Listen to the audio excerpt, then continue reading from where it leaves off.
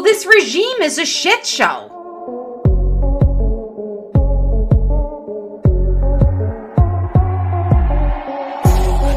Keone, what were they thinking? Thinking? You got to stop accusing this administration about thinking.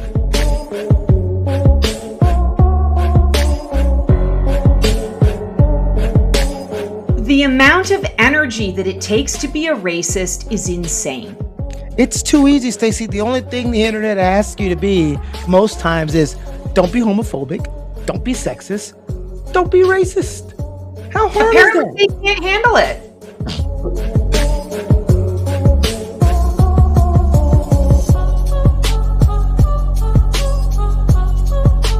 Stacey, you got to pull, because I don't know what the hell Trump is doing. Pull a card, because we haven't done that yet.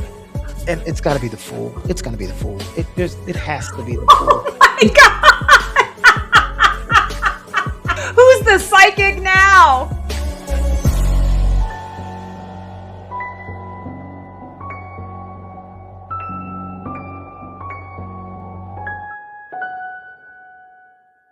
Hello all, Stacey the Black Feather Intuitive, and welcome to another episode of Dear Democracy. And for this episode, I've got, once again, my trusty cohort, Keone, my wingman. Keone, you've prepared some, I'm assuming, some crazy political situations that have come up for us to discuss and pull cards on. No? I haven't. It's just, I mean, there's 90 million things happening. You just point your finger and just look at a topic. And you And land on go. something. You don't have to prepare anything. In this I stage, know. one of the things that did happen, I know in the Black Feather Reacts, one of those episodes we were talking about a sign that said you should ask your doctor if a medical commercial is right for you. Oh, right. Hot topic in Congress, I know Bernie Mac laid into Robert F. Kennedy talking about getting medical ads and prescription ads restricted in the United States because Oh, yeah. there's just so many. Every time your term, there's a new medication, they're pushing a medication. And the one thing I admire, it's funny when you go to Europe, especially England, but different places in Europe, there's two things you're not allowed to do. You're not allowed to have billboards and promotions for lawyers and medical.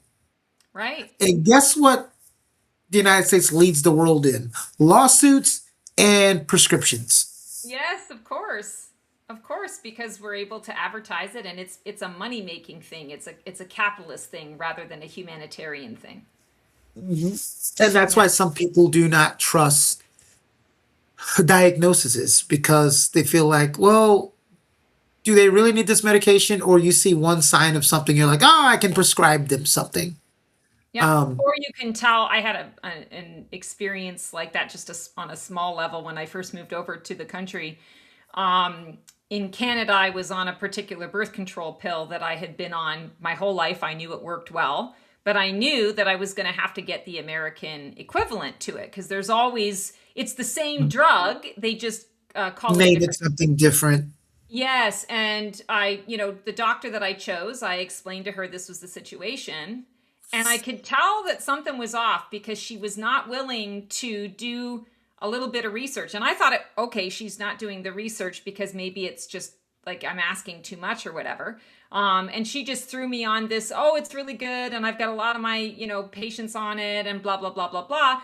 Well, it messed me up. For 3 months, I was completely messed up. And I called a pharmacist friend. And the pharmacist took 30 seconds, Googled it. I didn't even know that was a thing. Googled it, got the equivalent, and gave me that information to give to my doctor. And then my doctor was all miffed that I said, this one isn't working for me and it's this. And I think it was because she was getting a cutback to promote, it wasn't by the same company. So she was getting a cutback to promote this other birth control. And I was like, okay. So I left that doctor after that and found somebody else because I was like, this is not going to work for me. Do you feel that we are overprescribed in this country? 150%. Yeah, absolutely. Because the doctors are getting kickbacks. The pharmaceutical companies are making money hand over fist. They're coming up with things. And I'm not a I'm not a conspiracy theorist about stuff like this, and I'm an East meets West girl. So I do believe that there is a time for medication, and I believe that medications really can help us. And I also believe that we don't always need a medication to resolve our situation and to resolve our problems. So I'm always looking for the well-rounded, you know, um, prescription, the well-rounded health choice and health journey, rather than, oh yeah, let me just take 57,000 pills, because one pill might solve one problem and create three more. And then you got to take more pills for those symptoms. And then you got to take more pills for those symptoms. And who is it at the end of the day really helping? Not us. It's not helping us. And again, that's how some people get a fear of, well, I want to take this medicine to feel better, but, you know, I'm not comfortable with this treatment plan. Or like you just said, you went to a whole different person and in 30 seconds they get you what you need. Yeah, exactly. When the So doctor that I'm paying to take care of my issues didn't want to take the time to do that because getting a kickback from somebody else. what energy patterns should I be aware of around current health situations? Because we're talking about this when you go into your doctor and you're trying to listen to your doctor and you're supposed to take your doctor's advice because that's the person that's supposed to know what's best for your health. But when a doctor is talking to you, how is there like how can you get a sense of, hey, am I getting the right thing or am I just being told something because it's the new medication they need to prescribe? Yeah, I'm of the firm belief that you always want to listen to your intuition. So if it feels right to you when the doctor says that, then go ahead and give it a shot and let them know that you're going to do it on a trial basis and that you want a follow-up appointment to see how it's going. If it doesn't feel right to you, if you're listening to this and there's something that causes you to go, ooh, or you get fearful right away, or you get a rock in your gut when the doctor's talking about it, or you get like overly anxious, listen to that, because that's your body saying, nope, this isn't going to be the right thing. This isn't the right thing to do, or this isn't the right thing for your body. It's all about intuition. I also use a kinesthetic method, which is, I call it the truth teller. Like it's your body being your truth teller. So if I'll give you the example of being at the grocery store and you've got two different products in your hand and you don't know which one is the best for you. What you want to do is you just pick one up in your hand. You stand up nice and straight, knees a little bit bent, relaxed, shoulders down. You close your eyes and you just breathe in and you ask, is this product the best product for me? And watch what your body does. Most of us, not all of us, but most of us, the body will move forward as a yes, and the body will move back as a no. And that'll let you know your body that's your truth detector, right? It's telling you this will be good for you, this won't be good for you. For some people, they get different signs. So I would, if you're not familiar with this technique, the first time you try it, you just want to ask, you want to stand in your body, close your eyes and take a deep breath and just say, show me my yes, and watch what your body does. And then show me my no and observe, what your body does. And that way that makes a big difference in how you can determine whether or not, okay, this is my yes, this is my no. And then, for different products, for different services, if the doctor is suggesting a particular treatment plan, you can ask your body. Because at the end of the day, only you know what is best for you. Your doctor can make suggestions and recommendations, but at the end of the day, it's about what's going to be best for you. So that's kind of how I work that, especially with any kind of medications. I try to not take medications as much as possible. I try to keep just from a psychic perspective, I try to keep my body clear of as many medications as humanly possible, just so that I have a clear channel for what it is I'm receiving. But everybody's different. And sometimes we do need medications.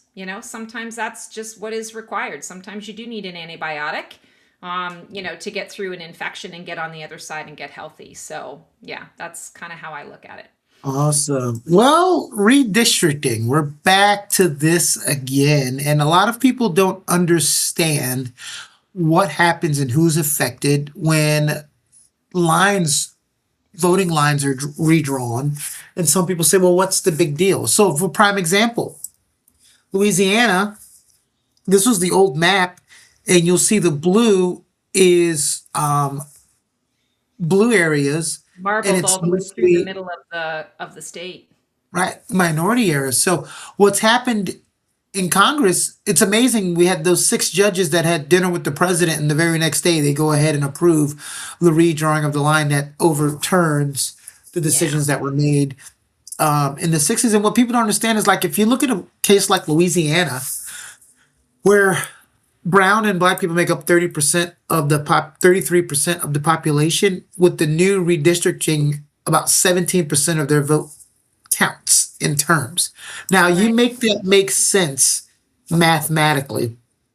And the reason saying is they're saying we should not draw maps according to race, or a race should not play any effect into the drawing of maps, which is great on its surface. That's the Right. way it should be. But we know if you have uneven voting areas that people don't get the proper representation. Yep. It's disgusting.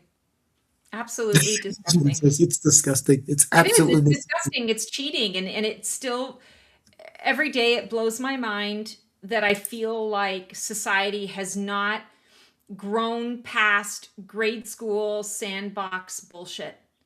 That's exactly what this redistricting is about. It's just disgusting. It's deplorable. I don't even understand how the people of this country are tolerating it. I don't understand it. It makes no sense to me. And it's so blatantly obvious that it is racist. Just like what they're doing, they're doing it to all minorities, black and brown, they're doing it to women, trying to promote the Save Act, and that's really about cutting women and minorities out of, the ability to vote. And it's sickening. It's just sickening.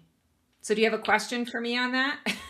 Aside yeah, from me well, yeah. waxing poetic on how disgusting it is and how I feel hopeless to change this. Like every morning I just feel like so hopeless. I'm like, what is it that I can do? Like, what can I do? I Well, want to well, fix there. all You of know this. what? I want to overturn all of it. You just totally took my question away because of what you just said, and people feel that way. You feel hopeless, and what can you do? What can Yeah. we do? Let's pull some cards on it. Yeah, Actually, you that's totally what I do hijacked my when question. I do feel hopeless, and I'm like, all right, guys, like I need to be a light for others. I need to, shine out there and keep on keeping on. Keep fighting the good fight. Oh, okay. And then We I'll love pull when a they card. jump out, right? This one jumped out. It's the World card. So this is gonna sound so cheesy, but I keep hearing the song "We Are the World, We Are the Children." We are the ones who make a better place for you and me. Like, I do feel that it's about understanding, and I do get this, it's about understanding the game that we are in right now. And yes, it's affecting real people. Yes, it is awful and tragic and completely unjust and unfair and all the things in the stuff. But I really believe at the end of the day, we make up the world. And what is transpiring right now is, a handful, from the proverbial handful, okay? From the population, we've got a handful of jackass motherfucker dipshits, asshats, who are Jesus. running the world. And we have to remember that we actually make up the world, and they're this little portion of it.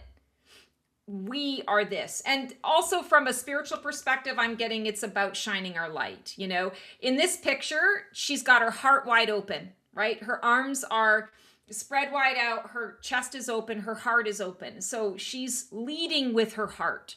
And I think if we all lead with our hearts, I think it's going to make a big difference. Now, I know that is a pie in the sky, psychic, spiritual way of looking at things. And, when we're talking about Dear Democracy, what are some, tangible, practical things that we can do? So let me just pull a couple cards on that. But, I've been struggling with this for a while too. Like, I'm a person who protests. I'm a person who, gets out there and says what needs to be said or does what needs to be done. And at the same time, this has presented a lot of this particular conundrum we find ourselves in has presented a lot of challenges to that. So it's been really difficult for me to figure out what is my place in all this. How can I best be of service and still keep my sanity and still keep my energy level? So, you got to do what's best for you. You got to figure out, okay,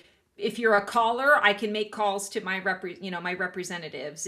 If you are an activist, you want to go out and you want to, protest peacefully and protest safely. If you're a person who, like for me, I'm, doing this show in the hopes that, it's going to bring some laughter to some people, also some comfort to some people, and, a little bit of predictive guidance, to help us to, weather the storm.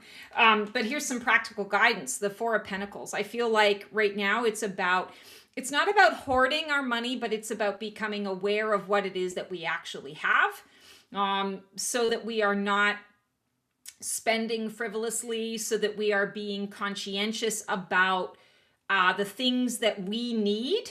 And not that this suggests community necessarily, but I'm hearing that it's about opening up and creating a little more of a community energy, a community environment.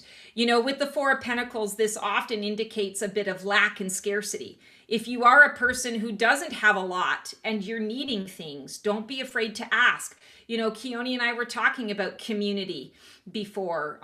This is the perfect opportunity to lean into your community. Set up barters and trades. If you love to cook, and you've got, 3 other people in your community who have the money or have the ingredients, to cook a chili, but they don't know how to cook a chili. You say, listen, I can't afford the ingredients for the chili, but I'll make it for you. So if you guys supply me with the ingredients and you allow me to have a meal or two out of it, I'll cook it for you. I'll cook it all, all day, every day of the week, and twice on Sunday, I will cook for you. So this, I feel, is something that we can do to comfort ourselves, to give us a little bit more power to say, no matter what else is going on in this crazy game of life that we're witnessing, we still have the power to get the things that we need. And also, you're building community, building friendships, meeting people that maybe you wouldn't have met otherwise, expanding your horizons, and at the same time ensuring a solid foundation. And then the other thing is the Fool. It's imagining all of the possibilities. And this is what I feel is really challenging for me, but also the thing that makes me the happiest is getting outside of what I'm seeing and witnessing right now and using my imagination and my heart's desires. Again, she's got her heart wide open, right? It's a similar stance to the World card. She's got her heart wide open as well. Leading with your heart and using your heart to envision and create, even if it's just in your mind, the world beyond the experience of what we're going through right now. This man will eventually not be here. He will not be in the position that he's in right now. And there is going to be a world after this regime, and it's up to us to create it. And how do we create it? First, by imagining all of the things that we would like to see this world become, imagining all of the ways that happiness and inclusivity and safety and prosperity and abundance can come to each and every person on the planet, because that is what we deserve and what we desire. And there are ways to do it. There are absolutely ways to do it. Does it take challenge? Does it take effort to make those shifts? Does it take, in some cases, a little bit of sacrifice? Absolutely. But if we go with, I want to say, sort of the greater good, that it's not enough any longer to say, well, it's not happening to me, so I don't care about it. It's like, no, if it happens to me, it happens to all of us. And that's what this is about here, too. If we look at the pool, I always talk about the pebble in the pond. You throw a tiny little pebble in the center of the pond, it's going to ripple out, and all of those ripples are going to eventually touch the entire pond. That's just the way the world works. So if you accept that we are all affected every single day by every choice that is made in some capacity, then you understand I may feel very small and insignificant, but I'm also rare and precious. And the choices that I make do matter. They do make a difference. So community, finding, using your strengths and your zone of genius and pairing up with others in your community to find a working solution is going to bring about a lot of support, and leading with your heart, imagining the world, imagining what you'd like to see on the other side of this, because it's crumbled. Everything is in shambles here, and it's not going back to the way it was.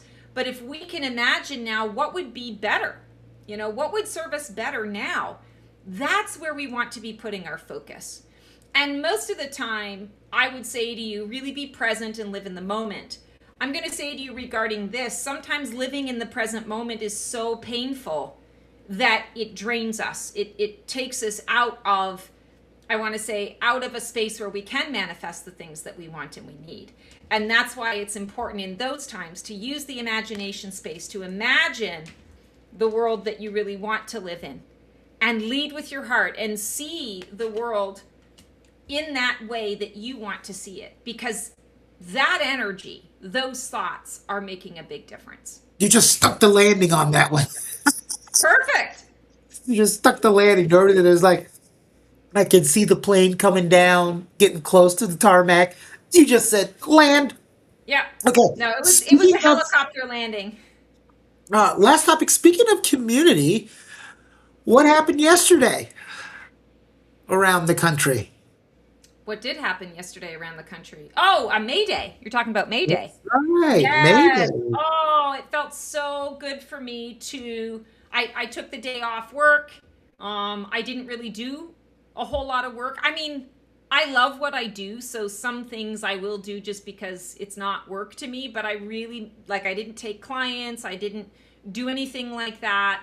I really chose to take this day and celebrate. And one of the ways that I chose to celebrate is there is a local wine bar that I haven't been to in a couple of months that I'm actually a member of.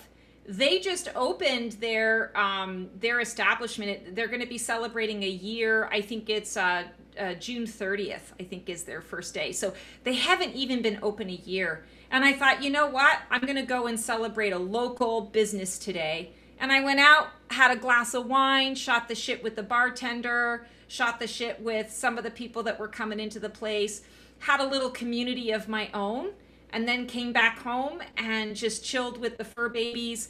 I did not make any purchases. I did not support anything that is corporate in nature. I even paid cash for my experience with the local bar, the wine bar, and it felt really good to be intentional about why I was doing what I was doing. The whole day, I was reminding myself that this is May Day, and this is one of the ways that I am standing up for democracy, standing up for my, fellow humans, and saying, this is not going to go down this way. You can't treat us this way, crazy oligarchs and billionaires. We are the reason that you are where you're at right now, and we can make a difference. And yeah, we did one day general strike. People say, well, one day doesn't make a difference. Well, if they don't start listening, then we'll do 2 days and 3 days and 4 days and a week. And that's going to start to make a difference because it hits their pocketbooks. And at the end of the day, it's sad but true. That's all they give a shit about. So we have to speak their language in order to be able to get across to them what we will and will not tolerate any longer. And it felt really good to use our power. Yeah, I just wish it was like, look how Target's been affected. I am not a fan of the 1 day protest because it says, hey, and then today everybody went back to doing whatever they did. So whatever they didn't buy yesterday, they bought today. They didn't pay their bills yesterday, they paid them a day late. And I get it. you want them to see that drop. But if they don't feel the threat, then they don't backtrack. Target started to backtrack. They still haven't recovered from the boycotting of Target. It's still going on. They're losing so much money. So, I haven't stepped foot in a Target. I have not purchased anything yeah, from a Target yeah. since I chose to boycott it all that But and that way back then. And I've uh, even changed certain brands and things that I can't get anywhere else. I'm just yeah, like, okay, as much as I right. loved it, I'm finding something else. I think it And comes to each of wait, hold on. us on an individual level to have to make choices that are best for us. So like I'm not purchasing anything from Amazon today. I've been making a concerted effort for months now that I'm just not if I don't really need it, I'm not buying it. I'm Yeah, not going to do yeah. that. You know what I mean? And So I that's think we are doing it over time, mm, but the one day is kind of celebratory of it. yeah. And that's what I'm saying. I'm not saying it was wasted time, but it affects us more than they affect them. It's like the manager knows you're only going to strike for 2 days because you got bills to pay. So they Right. know for most They Americans can it's weather the storm. unrealistic. Right. Yeah. They know for most Americans it's unrealistic to stop certain things for a long time, but that's why the ones that we can, we do. Me and you talked about this all the time. If I friggin' boycott and stop using everything that has a root to like racism, sexism, homophobicism, I'd be You'll be naked and sitting wouldn't be naked in able to your eat. room. Wouldn't be able to eat. You know what? Actually, is a question that's popping into my head that I'd like to know Oh, is yeah. which one of the regime is going to be fired next? Well, hey, forget fired. Did you notice? I watched the White House shooting video again. I've never seen this before. They rushed JD Vance out of there in zero point 0.1 second. Yeah, he was out They first rushed the vice president out before they went before after they the rushed the president. president out Yep. Yeah, because I they found that know interesting too. this mother bleeper may not still be here because of health. We need to make sure this guy is That was okay. exactly my thought too. Yeah, I'm like, okay, they must know something we don't. Now, so that's my question. Was that merely just the people assigned to the vice president just being faster, or is that really telling? So, are we making much ado about nothing, or is that the actual situation? Death and rebirth. Oh, Jesus. So I'm going to say to you right now, I feel like it's because, again, they know something that they keep trying to hide from us, that I feel that they recognize that even though he's the president in title, I believe that they know that he doesn't have much longer.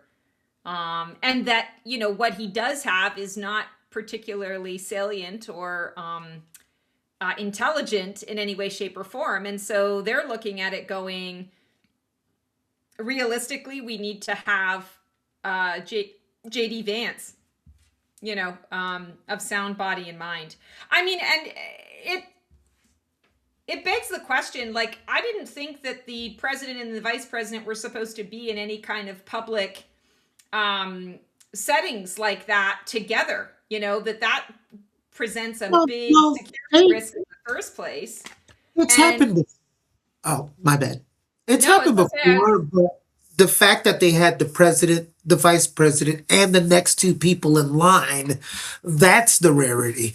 Yeah, like they had everybody in the freaking like regime all in one room. And I mean, I could conspiracy theory about that too, but the question about the Vance is the Eight of Swords. Cheeto head is trapped in his own head. And I believe that the people who are, watching him and taking care and doing all the things, they're very well aware of the situation. And I believe that's why they got JD out fast. I saw a news thing. I can't remember who it was that was sharing it, but they were talking about, oh, they just got JD out because he's younger. So it took them less time to remove him. He hopped up and he whatever. I'm like, I call bullshit on that. Yes, they have their own teams, but that's even concerning that the presidential team versus the vice presidential team acted quicker. So what does that tell you about the team and the people that he's got around him, right? So I don't know. I feel very much when you ask the question about was there intent behind it? Absolutely, because they know that, he's dying. They know that he's trapped in his own head, in his own delusions. And they know that JD Vance is, I want to say the way they're looking at it is it's the best bet, we are in a war, in the situation of a crisis. They're probably going to pull JD Vance over Cheeto Head. Not Cheeto Head. You're really trying to get this Cheeto Head stick to stick, aren't you? It's the only way that I can talk about that individual without my skin crawling and me getting emotionally in my own way. So it's the best way that, there are a number of names that I could use for him, but saying his name is awful. Yeah, no, I'm not. I'm definitely We'll talk not. about those names offline. Okay? Yes, exactly. Well, thank you guys for tuning in for another episode of Dear Democracy, where Stacy and I spent a little time catching up on the political arena and seeing what's going on out there and getting some guidance and reading. Stacy, I turn it back over to you. All right, guys. As always, like, subscribe, click the bell on my YouTube channel. Thank you so much for sharing this guidance with anyone that you feel could benefit from it. We love creating new content all the time. Would love to hear some comments from you about how you like this format versus the format when I'm just kind of winging it and going solo. If you have any questions that you would like answered, please submit those questions as well. You can put them in the comments below. We will take the time to add them to the show because we just love doing that. We love the interaction. So until we see you for another episode of Dear Democracy, stay safe, and we'll see you on the flip side. Take care, guys.